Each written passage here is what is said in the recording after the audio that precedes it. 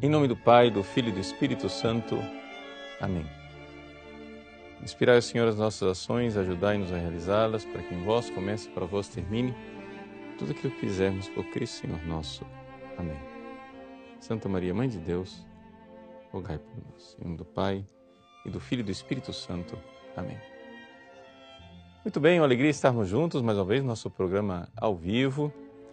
Hoje, dia 16 de julho, de Nossa Senhora do Carmo, eu estou voltando de Portugal, então este programa, mais uma vez, é um programa gravado, mas nós estamos colocando aqui no horário do programa ao vivo para permitir a você vocês conversarem uns com os outros, né, no chat. É nossa família que se encontra, né, nosso encontro semanal. E eu gostaria de começar hoje uma reflexão, que depois vamos levar adiante, a respeito da encíclica Humane Vitae. No dia 25 de julho de 1968, portanto, há 50 anos atrás, o Papa Paulo VI assinou essa encíclica, que caiu na mídia mundial e, infelizmente, inclusive também dentro da igreja, como uma bomba atômica. Para quem não sabe o que é a Humane Vitae é a encíclica que trata dos anticoncepcionais, da pílula, né? Mas não somente disso, dos métodos artificiais de contracepção, né? Ou seja, essa coisa de evitar filho. O Vaticano II tinha terminado em 1965. Nesse ano de 68, coincidiu uma série de revoluções estudantis, principalmente em maio de 68, os estudantes em Paris se revoltaram e um levante de estudantes marxistas iniciou uma onda pelo mundo inteiro. Era a contestação, né, da nova geração que agora adotava valores revolucionários. Esses valores revolucionários irão repercutir depois em Woodstock, né? Num movimento revolucionário de faça amor, não faça guerra. Paz e amor, bicho, né? Woodstock, que é, digamos assim, a concretização em movimento de massa daquilo que tinha sido já pensado pela escola de Frankfurt, né? Marcuse, que morava nos Estados Unidos, um dos grandes autores da escola de Frankfurt, é exatamente o homem do faça amor, não faça guerra, sexo livre.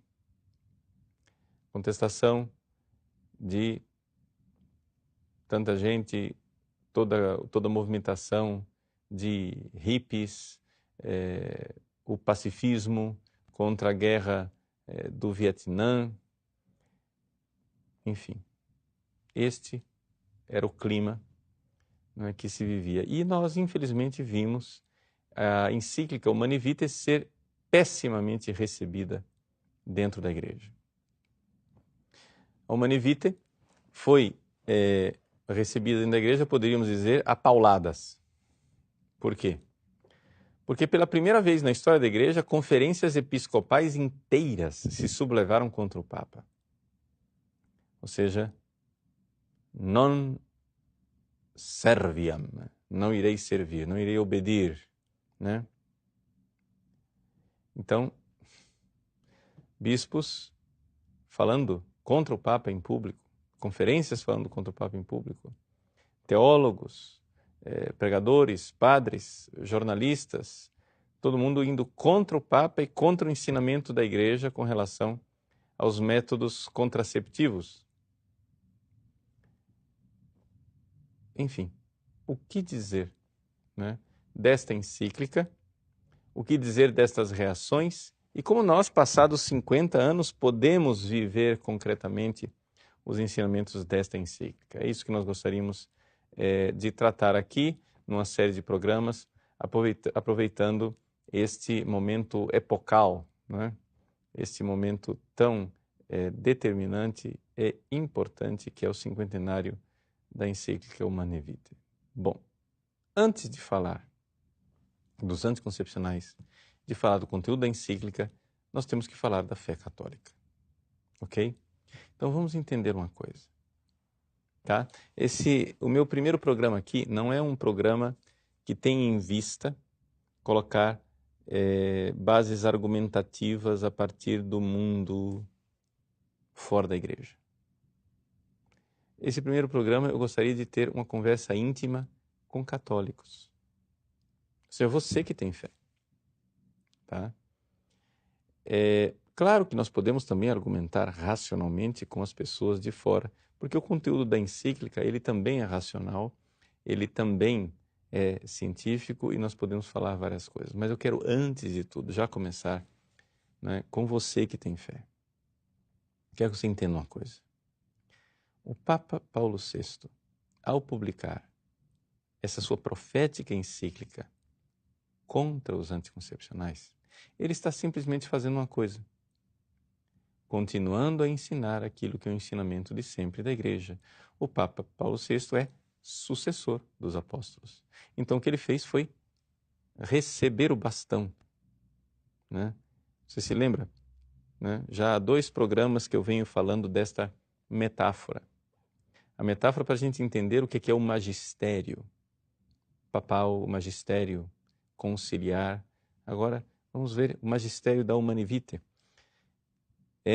A comparação, a metáfora é daquela corrida de revezamento, né? Em português de Portugal, de estafeta. Ou seja, você passa o bastão de um corredor para o outro. E deixou cair o bastão, perdeu a corrida. Ok? Então, veja, os papas são corredores. Os corredores passam, o bastão fica. Os corredores passam e fica a fé da igreja. Os papas passam, mas a fé é de sempre.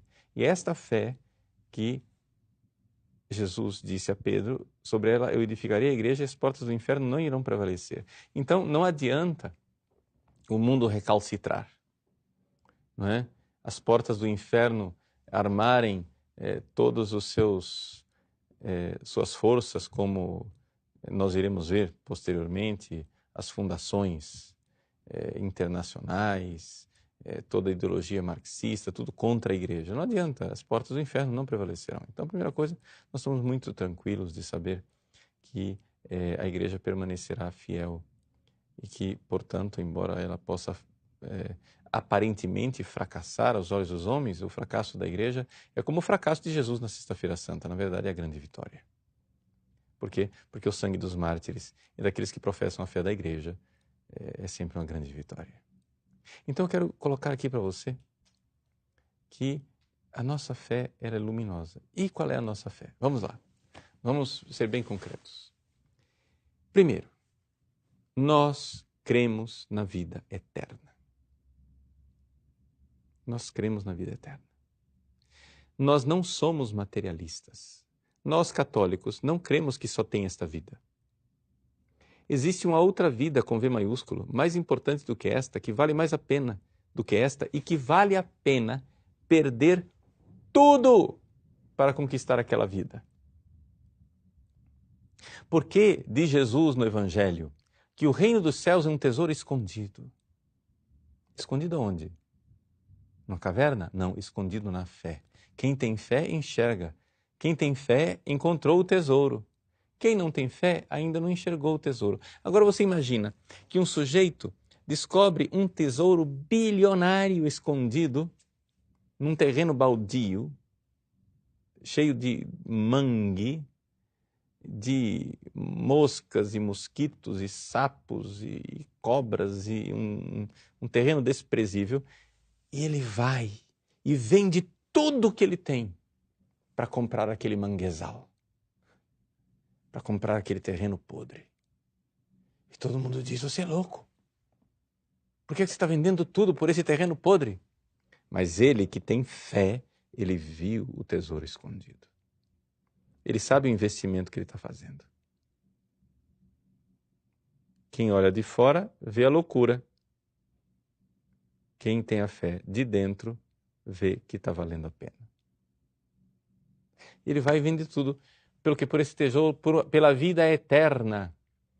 É por isso que na história da igreja os mártires iam para o martírio alegremente. Não por uma alegria de gente drogada e alucinada, mas porque eles viam o ressuscitado sustentando a sua fé naquele momento de provação.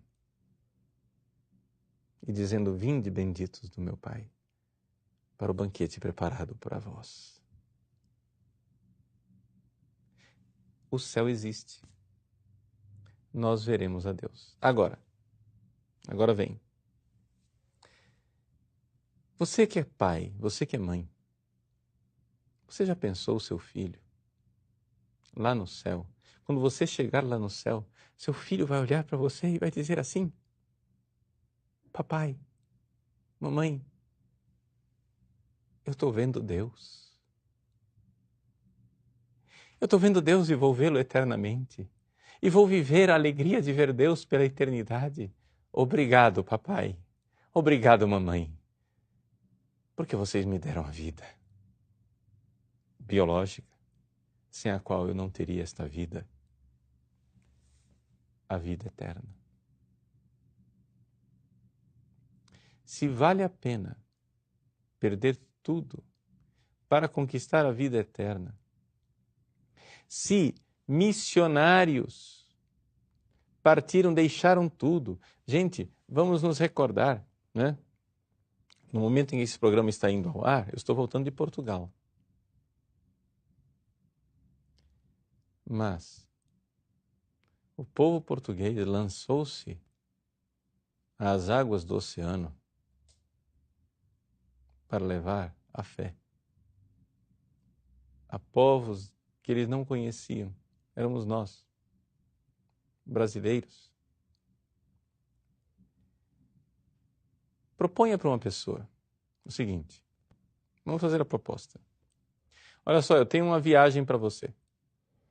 É uma viagem para Marte, em que você vai deixar tudo o que você tem, você vai viajar para Marte, não tem certeza que você consiga voltar, e deixa eu dizer para vocês, segundo as nossas estatísticas, cerca de 1/3 das pessoas que partem nessa viagem morrem.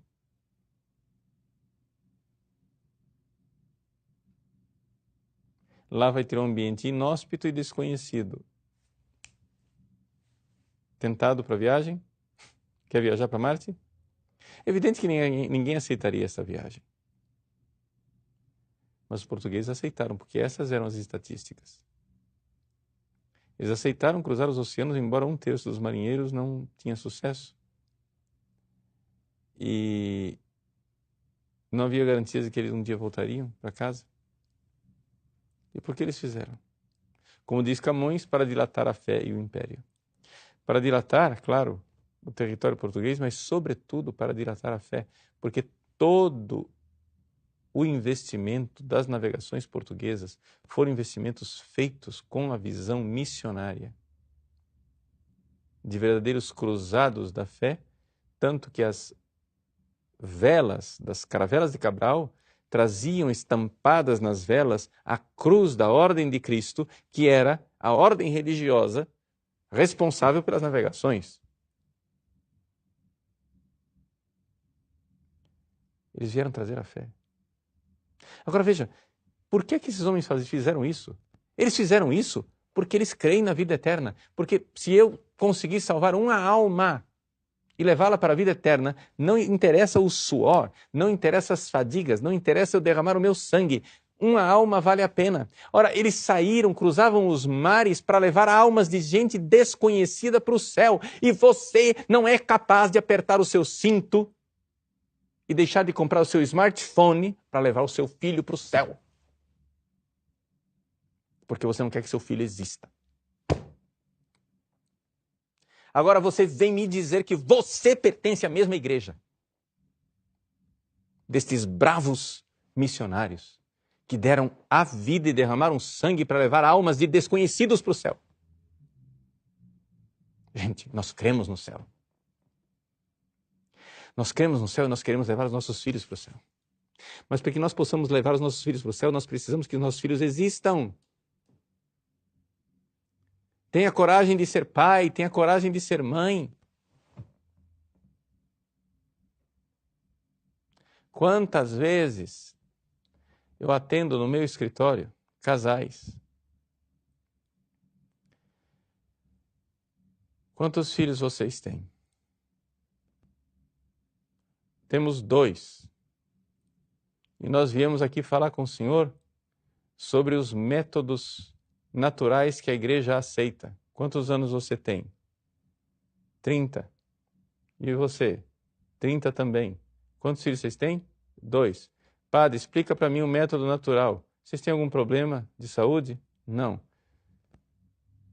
Explica para mim, padre, o método natural. Disse, meu filho, vocês podem aprender o método natural, mas o que eu vou dizer para vocês agora é o seguinte, tenham filhos. Não, mas nós queremos saber, nós vimos falar que tem um método que a igreja aprova. Tenham filhos. 2 é muito pouco.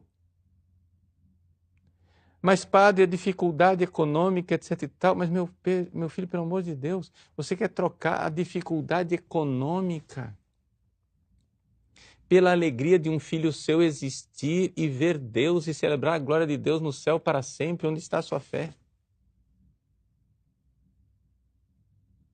E aí eu faço a comparação que você já ouviu, mas eu quero repetir aqui. É a comparação que eu faço com todos os casais que eu atendo.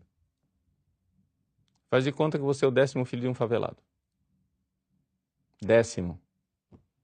Seu pai não tem, está desempregado. Seus irmãos e vocês estão todos passando fome. Você tem uma vida terrível. Subnutrido, desenvolve doenças. Sofre. E depois é uma vida muito sofrida, terrível, massacrante. Você, como um bom católico, morre e vai para o céu. Essa é a alternativa número 1. Você é o 10º filho de um favelado, depois de uma vida sofrida, morre e vai para o céu. Alternativa número 2. Você nunca existir. Escolha. Eu nunca encontrei um casal que escolhesse a número 2. Todo mundo escolhe a número 1. Porque é evidente que é melhor existir numa vida terrível e ir para o céu do que não existir. Então eu concluo e digo, não escolha para os seus filhos o que você não está escolhendo para você. Que pai que você é? Que mãe que você é? Ou você não tem fé? É porque acontece que esta mentalidade contraceptiva de não ter filhos e de diminuir o número de filhos é uma mentalidade de quem não crê no céu. Mas, padre, e como fica os problemas sociais? Padre, como fica os recursos ecológicos? Padre, como fica? Bom, faz o seguinte, usa a sua cabeça científica e inteligente, ao invés de ficar inventando bomba atômica, bomba de hidrogênio e inventando métodos para matar, novos métodos de aborto e novos medicamentos. Por que você não usa essa cabeça para desenvolver a agricultura, para usar sabiamente os recursos ecológicos e aumentar sabiamente a mesa dos comensais deste mundo? Porque a cabeça da mentalidade contraceptiva é a seguinte, você olha para o pobre e diz assim, pobre, você está passando fome porque você existe, a culpa é sua de existir, você não devia existir. A culpa não é minha, da comunidade científica e dos dirigentes, que não estamos fazendo um planeta um pouquinho melhor para aumentar o número dos comensais. A culpa é sua, você não devia existir. Essa é a lógica sociológica. Mas enfim, voltemos à lógica da fé. Não me interessa agora dialogar com o mundo sem fé. Meus irmãos, a igreja sempre foi favorável a famílias numerosas. Antes da gente abrir a encíclica Humanae Vitae, antes de abrir, deixa ela fechadinha, não vou debater. A gente conversa semana que vem sobre o conteúdo da Humanae Vitae. Mas antes de abrir a encíclica, eu tenho que abrir o seu coração para a fé católica, porque o problema é que nós deixamos de ser católicos.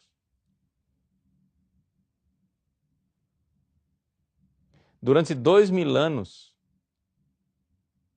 milhões de homens e mulheres mais santos do que nós e mais sábios do que nós derramaram o sangue.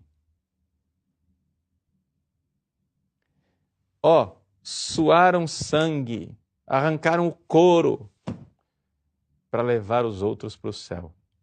E nós somos tão mesquinhos e miseráveis que nós não somos capazes do mínimo sacrifício para levar os nossos filhos para o céu. E isso não vale somente para os filhos futuríveis, que poderiam existir e não existirão.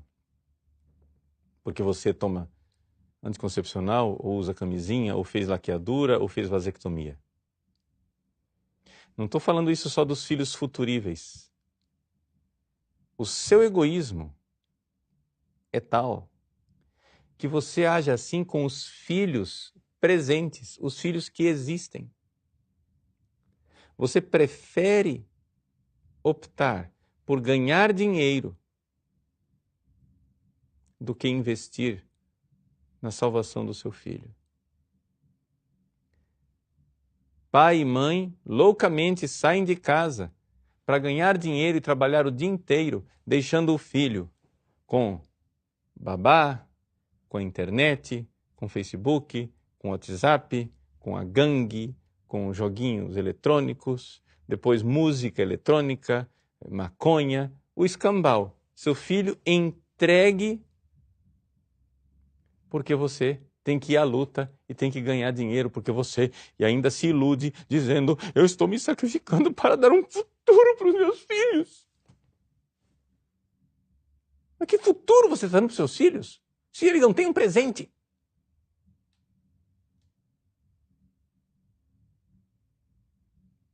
Você está suando sangue para pagar uma escola para o seu filho que só vai ensinar a ele loucura de ideologia de gênero. É isso que você está fazendo, investindo no futuro do seu filho? Você está suando sangue para pagar uma universidade para os seus filhos, para ele aprender a ser marxista e maconheiro. Olha que futuro bonito que seu filho tem.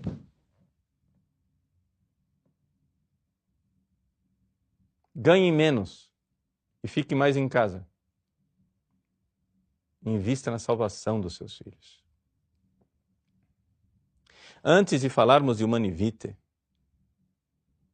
e de métodos contraceptivos, nós temos que ter uma conversa muito franca e dizer: muita gente que se acha católico já deixou de crer faz tempo. Porque a fé, gente, é uma realidade que quem perde não nota que perdeu. Você crê em Deus, supostamente, mas você vai lá à igreja não para servir a Deus e com isso ganhar o reino dos céus. Você vai à igreja para convencer Deus de fazer os seus favores e os seus caprichos.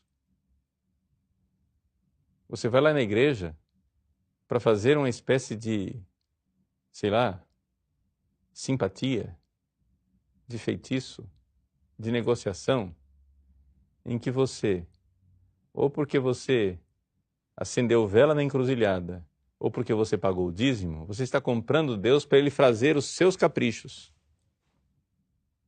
Me desculpe. A Igreja Católica crê em tudo que crê e ensina. A Santa Igreja ao longo dos séculos e crê no que crê Jesus Cristo. E Jesus Cristo disse: buscai primeiro o reino de Deus, o reino dos céus e a sua justiça, e tudo mais será acrescentado. A maior parte das pessoas acha que o céu é óbvio. Ah, não precisa se esforçar para ir para o céu. Meu filho, minha filha, você precisa dar sua vida e sua sangue para colocar seu filho no caminho da porta estreita, que é o céu. Porque largo, espaçoso e muito cômodo é o caminho que leva à perdição. O inferno existe e ele não está vazio. Tem pelo menos bilhões de demônios nele que estão invejosos e querem levar a você e seu filho. E nosso Senhor Jesus Cristo, como bom pastor, veio nos ensinar que nós precisamos dar a vida pelas ovelhas, para buscar a ovelha perdida. E a primeira ovelha perdida, às vezes, está na sua casa.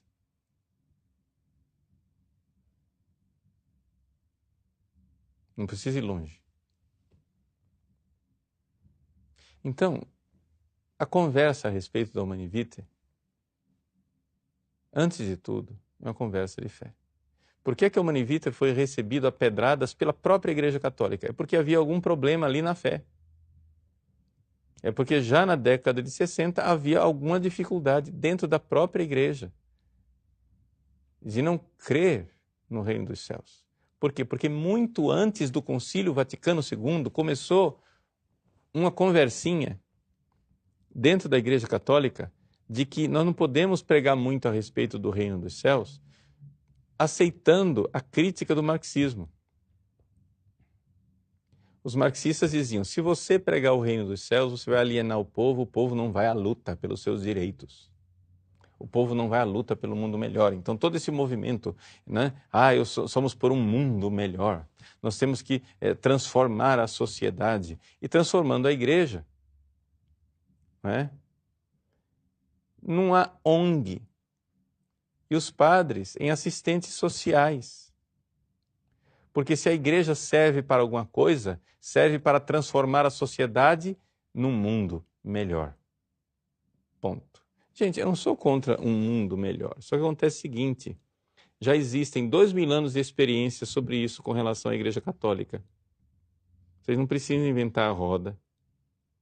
E a experiência de 2000 anos da Igreja Católica diz o seguinte, você quer um mundo melhor? Faz o seguinte, luta pelo mundo do céu. Luta pela vida eterna e se esqueça de você. Olhe para os santos e santas como eles fizeram um mundo melhor, esquecendo de si e lutando para levar os outros para o céu. Lutando para levar as pessoas para o céu, a igreja criou orfanatos, fundou hospitais, instituiu escolas,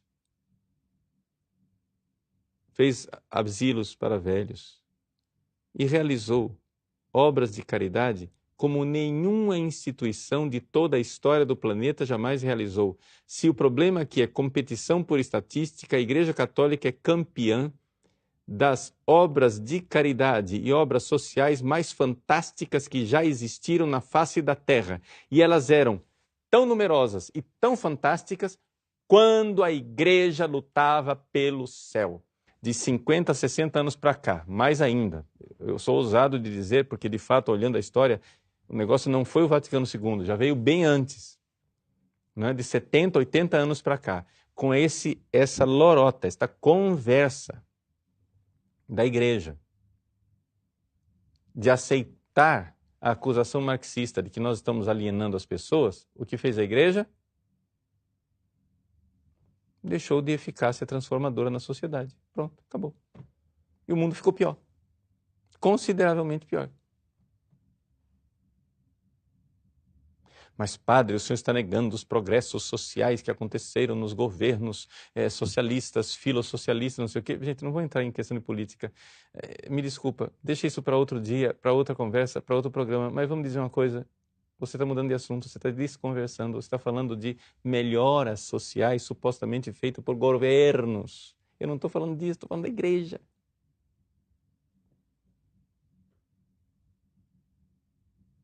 A igreja fez um mundo melhor quando ela se preocupou com o outro mundo. Por quê? Renuncia a ti mesmo. Ou seja, renunciar a si mesmo quer dizer renunciar, vamos usar uma linguagem psicológica aqui, renunciar às demandas egóicas, entendeu? Desse seu ego inchado, vou usar uma linguagem mais popular, dessa criança mimada que está dentro de você, que fica dizendo o tempo todo, e eu como é que eu fico?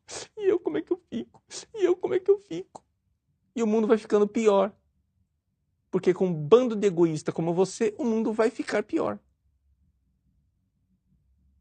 Esquece de você. Você é para os outros. Seja pai de verdade. Vamos definir um pai. Um pai é um homem para os outros. Vamos definir uma mãe. Uma mãe é um homem para os outros. Só acontece o seguinte, que já faz pelo menos 60 anos que a humanidade não forma mais os seus filhos para serem pais e mães. Nós só somos formados para ser as criancinhas vítimas. Esse vitimismo, essa coisa indefesa e ressentida. Ai, ninguém me ama. Esse negócio carentão e ridículo, que não leva a nada. Esquece de você e dá a tua vida para os outros. Aí com esse negócio carentão, ninguém me ama, ninguém está cuidando de mim, o cara começa a pensar em suicídio. Então faz o seguinte, infeliz, você quer se matar? Então faz o seguinte, morre aos poucos e dá sua vida para os outros. Para que você vai se matar de vez?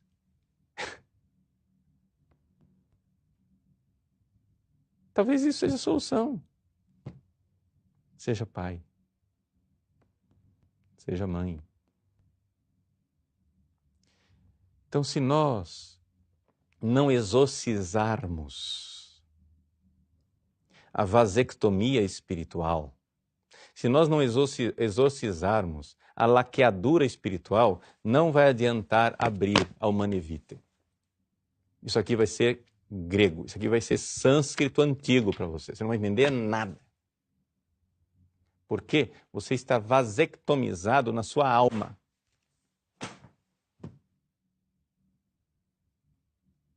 A vasectomia aconteceu na sua alma. A laqueadura aconteceu na sua alma. Você quer dar um jeito de não ter filho, porque a solução para a sua vida é não ter filho.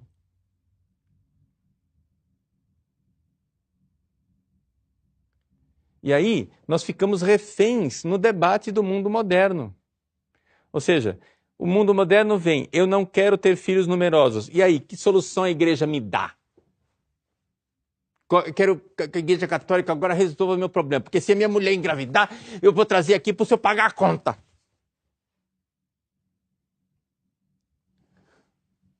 Meu irmão, me desculpa, eu não vou conversar com você.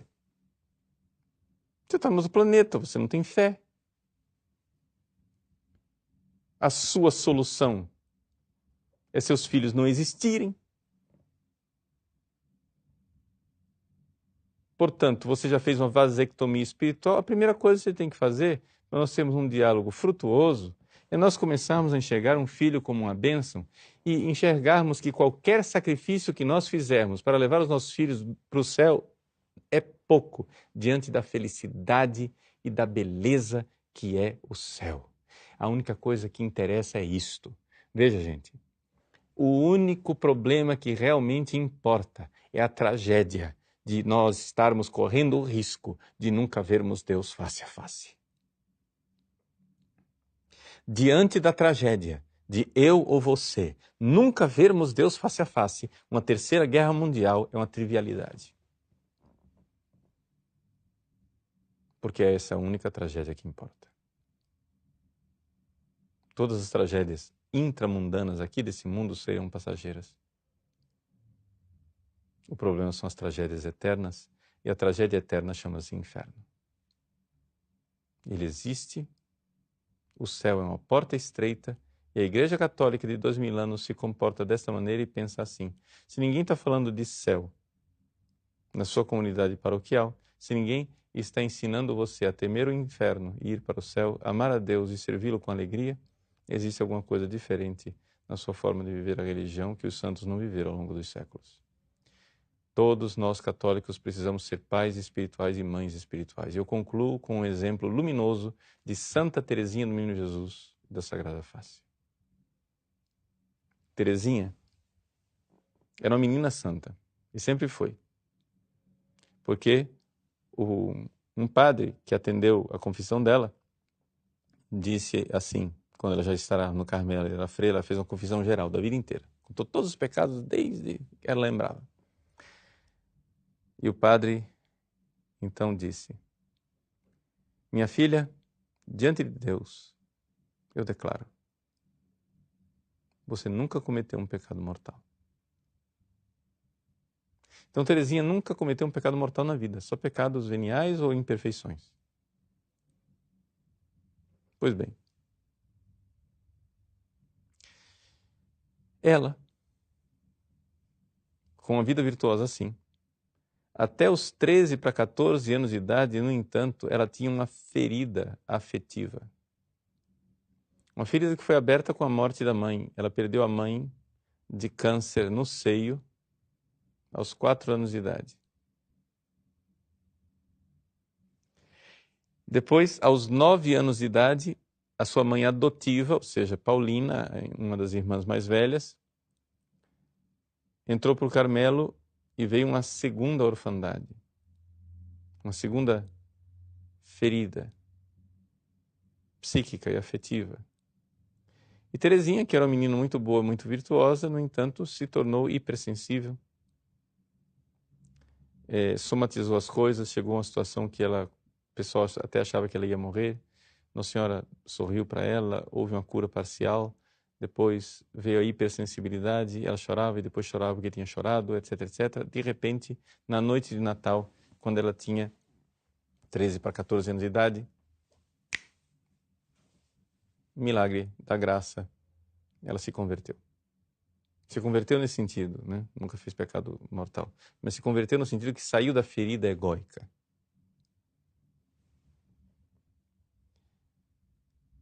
E ela mesma diz, dali para frente eu comecei a dar passos de gigante. E ela conta, ela narra, que naquele ano, quando ela tinha 14 para 15 anos, ela ficou sabendo, na leitura do jornal La Croix, que havia um criminoso chamado Henri Pranzini, né? Pranzini, que o Pranzini tinha sido condenado à morte, à guilhotina, né? Pena de morte, pena capital, por ter assassinado uma menina e 2 mulheres, se não me engano. Teresinha se empenhou e disse, eu vou salvar essa alma. E ela, menina de 14 anos, começou a oferecer sacrifícios e a rezar pela salvação de Pranzini. Para a decepção dela, ela lê no jornal que ofereceram um sacerdote para Pranzini se confessar na prisão e ele não aceitou. Ela não desistiu e continuou rezando pela salvação de Pranzini. E continuou oferecendo sacrifício. O pouco que ela podia fazer, ela fez.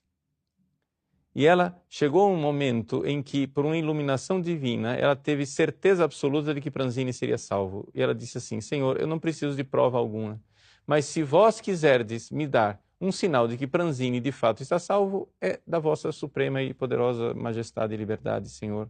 Enviai-me o sinal, eu não recuso, mas eu não preciso dele. No dia que Pranzini foi executado, quando ele subiu ao cadafalso, havia ali um padre. Quando Pranzini ia colocar a cabeça no cepo, ele pede para esperarem, se volta para o sacerdote e beija o crucifixo. Era o sinal que Teresinha precisava. Pranzini estava arrependido. Recebeu a graça de uma contrição perfeita na hora da morte. Estava salvo. Quando Teresinha leu isso e viu na convicção interior dela de que Pranzini estava salvo, ela disse, é o meu primeiro filho espiritual. Vejam que maternidade fantástica. Ela tinha 14 anos e se sentia mãe de um sujeito com mais de 30, quase 40 anos. Porque ela veio a esse mundo para salvar as almas. Você também veio para ser mãe espiritual, para ser pai espiritual. Então, façamos sacrifícios para levar os nossos filhos para o céu. Ser pai e ser mãe é isso. Ser para os outros e levar nossos filhos para o céu. Que Deus abençoe você. Na semana que vem nós iremos continuar com nossas reflexões a respeito da encíclica Humanae Vitae e finalmente na semana que vem nós iremos abrir o documento e ver o que a igreja tem para nos ensinar. Mas antes de abrir, até lá, peça fé.